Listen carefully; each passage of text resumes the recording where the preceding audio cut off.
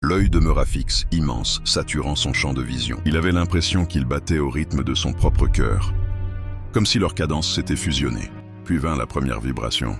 Pas un son, pas une parole. Une onde traversant sa chair, son crâne, jusqu'à ses pensées les plus profondes. Chaque souvenir qu'il avait, chaque image de sa vie, fut effleurée par cette présence, comme si l'entité feuilletait un livre écrit en lui. Il tenta de détourner l'esprit, de résister. Mais la voix intérieure, glaciale et souveraine, se fit entendre. « Pourquoi caches-tu ce que tu es déjà? Tu as été forgé pour nous. » L'oubli n'était qu'un intervalle. Des visions éclatèrent. Il se vit enfant, mais pas dans son enfance réelle. Une version étrangère, placé dans des corridors de chair, nourri par des voix qu'il ne comprenait pas. Il se vit marcher dans des villes inconnues, les yeux vides, guidé par des fils invisibles. Puis il se vit ici, agenouillé, comme s'il avait répété ce moment d'innombrables fois. Dans d'autres vies, sous d'autres noms, ses lèvres tremblèrent. Il voulut répondre, mais aucun mot ne lui appartenait. La cathédrale parla à travers lui, sa voix déchirant sa gorge. « Nous ne sommes pas sortis du sommeil. C'est toi qui es revenu en nous. » Il comprit alors, ce n'était pas une rencontre, c'était une réintégration. La transformation ne débuta pas brutalement. Elle s'installa comme une marée sourde, avançant sans qu'il puisse en mesurer l'ampleur. Ses mains furent les premières à trahir le changement. La peau perdit sa consistance humaine, devenant translucide, parcourue de veines luminescentes qui pulsaient à contretemps du sang. Chaque doigt s'allongea imperceptiblement, comme s'il s'ajustait à une fonction encore inconnue. Puis vint le torse. Ses côtes se soulevèrent, se déployèrent comme les branches d'un autel. On aurait dit que son corps s'ouvrait pour laisser place à une chambre intérieure. Il n'y avait pas de douleur, seulement une sensation d'expansion, d'une place qui n'était plus à lui, mais à l'autre. Dans son crâne, la pression augmenta, non pas comme une migraine, mais comme si un espace caché s'élargissait pour accueillir une pensée étrangère. Des éclats de mémoire se mélangèrent aux siennes, des paysages qu'il n'avait jamais vus, des langues qu'il n'avait jamais parlées, des batailles qui ne figuraient dans aucun livre humain. C'était un flot incessant, un héritage qu'il n'avait pas choisi. Et au milieu de ce tumulte, l'œil s'imposa encore, gravant une phrase dans son esprit. « Tu ne seras plus un nom, tu seras une fonction. Une bouche, une main, un pont. » Alors il comprit avec une froideur implacable. Il n'était plus le témoin de l'éveil. Il en devenait l'organe premier. La cathédrale respirait. Chaque paroi, chaque pilier, vibrait dans une lente pulsation, comme si les murs s'étaient transformés en poumons. Une brume dense, presque lactée, descendait des hauteurs de la nef et se rassemblait autour de lui. Il n'avait plus besoin de bouger pour être vu. L'air lui-même portait son image, dans toutes les directions. Alors ils vinrent, des silhouettes couvertes de robes tissées de fibres organiques, semblables à des racines pétrifiées. Leurs visages étaient marqués de cicatrices en forme de cercles concentriques, comme si leur peau avait été brûlée par un sceau invisible. Ils avançaient lentement, en silence, leurs pas résonnant comme une prière rythmique. L'un d'eux, plus âgé, s'écroula le premier, non par faiblesse, mais par soumission. Il posa son front contre la chair du sol et murmura d'une voix rauque. L'organe est descendu. La voix a pris forme. Nous ne sommes plus en attente.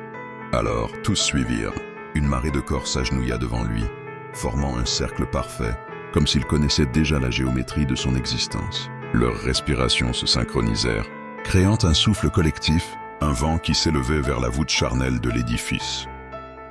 Il comprit alors que la cathédrale n'était pas un lieu, c'était un corps.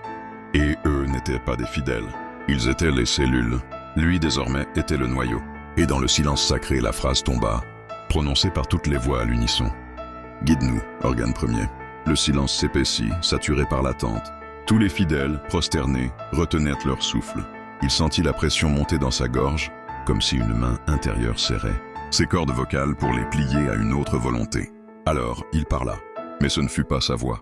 Ce fut un son grave, liquide, résonnant comme s'il provenait des profondeurs de la pierre et de la chair de la cathédrale.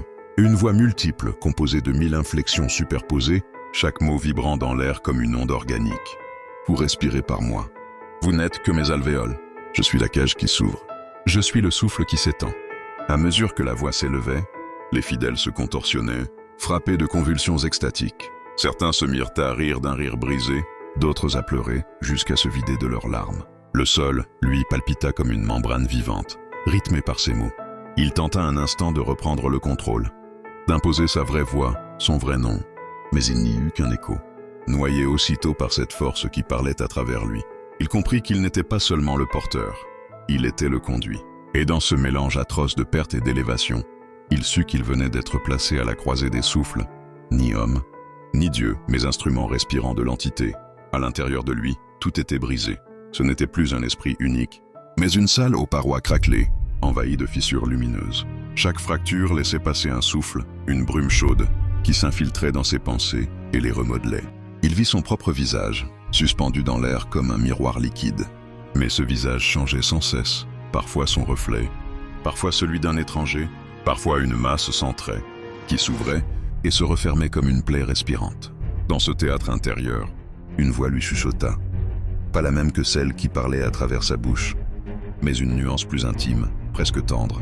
« Résiste si tu veux. Résister, c'est encore me nourrir. Tu crois me contenir, mais tu n'es qu'une trame. J'imprime mon souffle dans tes veines. Et tôt ou tard, tu parleras sans moi, mais en moi. » Il essaya d'assembler un souvenir. Le goût d'un repas, le parfum de la pluie, le rire d'une femme. Mais chaque souvenir se gonflait, se déformait, jusqu'à se confondre avec l'image du cœur battant, immense et souverain. Son esprit n'était plus un refuge. Il devenait une chambre d'écho, résonnant de pulsations qui n'étaient pas les siennes. Et au plus profond de ce vertige, il comprit qu'il n'était plus question de survie. Il s'agissait de savoir combien de lui-même resterait encore distinct dans l'océan de l'autre. La cathédrale réagit avant même qu'il ne bouge. Ses parois se contractèrent dans un frisson, comme une bête qui reconnaît son sang. Des filets de lymphe glissèrent le long des colonnes de chair, se rejoignant dans les creux où les fidèles attendaient, la bouche ouverte, pour en recueillir chaque goutte. Un silence épais recouvrit la nef. Puis, en un seul mouvement, les silhouettes s'agenouillèrent, front contre le sol palpitant. Leur respiration s'accorda avec celle du cœur, lente, profonde, irrésistible. Les yeux se tournèrent vers lui. Certains étaient noyés de larmes, d'autres révulsés, mais tous fixés à sa présence avec la même ferveur animale. Ils ne le regardaient pas comme un homme, mais comme l'émanation du cœur, son messager ou peut-être son prolongement. Alors les chants commencèrent, pas des paroles claires, mais une vibration gutturale, circulaire, où chaque gorge s'accordait aux autres. Un cercle sonore qui enveloppait son corps et résonnait jusque dans ses os. Il sentit la cathédrale répondre à ses voix. Les murs tremblaient doucement, le sol pulsait sous ses pieds, et même l'air vibrait comme une membrane tendue. Ce n'était plus un bâtiment, c'était une liturgie vivante, et lui se trouvait en son centre, un centre qu'il n'avait jamais choisi. La révélation ne vint pas comme une pensée, mais comme une injonction gravée. Chaque battement du cœur cognait dans son crâne, effaçant toute autre idée, jusqu'à ce qu'il n'en reste qu'une seule, claire, inéluctable. Il n'était pas un invité, il n'était pas une victime. Il était l'organe manquant. La cathédrale vivait, mais elle n'était pas complète. Elle avait ses murs, ses artères, ses veines, son cœur colossal. Mais il lui manquait une bouche, une voix incarnée, une conscience qui pouvait se lever et agir dans le monde extérieur. Et cette conscience, c'était lui. Les fidèles se mirent à avancer à genoux, rampant jusqu'à ses pieds. Leurs mains tremblaient lorsqu'elles touchaient le sol suintant de lymphe, puis elles se tendaient vers lui comme vers une source inaccessible. Il sentit leur dépendance, leur soif maladive d'être guidé. Il comprit que la cathédrale n'attendait pas qu'il prie. Elle attendait qu'il commande, qu'il prenne la foule, qu'il les façonne comme elle l'avait façonné lui, qu'il devienne son prolongement sur terre, le sacerdoce vivant, la parole du cœur. Et dans cette certitude, il sentit quelque chose se refermer en lui. Un passage s'était clos. Il n'y avait plus de retour. La voix tomba sur lui comme une marée noire. Pas un murmure, pas un ordre crié, un poids absolu, irrésistible. Son esprit se plia, et dans l'instant il sut ce qu'il devait accomplir. Un nom précis résonna en lui, celui d'un homme qui vivait à l'extérieur, loin de la cathédrale, un inconnu pour lui, mais pas pour elle. Cet homme était une fracture, une dissonance, une cellule malade dans le grand corps que l'entité voulait restaurer. La mission était simple, brutale, irréfutable. « Ramène-le !» ou bien « efface-le !» Il sentit les fidèles frémir. Ils n'avaient pas entendu les mots, mais ils savaient. Leurs yeux brillaient d'une ferveur maladive, attendant qu'il lève la main, qu'il désigne la voix. Le cœur battit plus fort, comme pour sceller le pacte. Et dans ce battement, il perçut une vérité glaçante. L'homme qu'il devait retrouver était déjà lié à lui, comme si, quelque part dans le passé, leur vie avait partagé la même racine. La page s'ouvrit sur un souvenir qu'il n'avait pas convoqué, une image ancienne, déformée par le temps, un visage, celui d'un frère, pas un frère de sang, mais un frère d'enfance, un compagnon disparu, effacé par les années et l'oubli. Ils avaient grandi côte à côte, puis la vie les avait séparés, arrachés l'un à l'autre comme deux branches brisées. Et voilà que la cathédrale prononçait son nom avec la froideur d'un verdict. Cet homme, ce frère, n'était plus le même. Dans le monde extérieur, il s'était élevé, avait bâti une vie, des liens, des disciples à lui aussi.